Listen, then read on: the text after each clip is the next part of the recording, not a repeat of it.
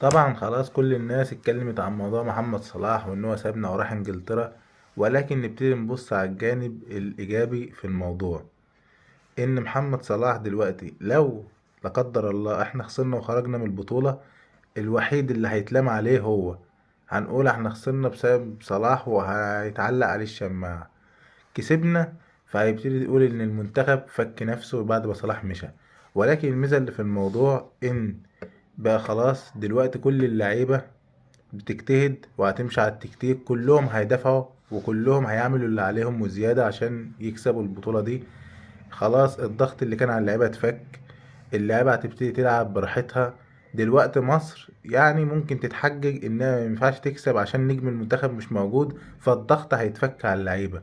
فهنا اللعيبة هتبتدي تلعب كورة، وان شاء الله النهاردة المنتخب يكسب كاب فيردي ونطلع ان شاء الله دور 16.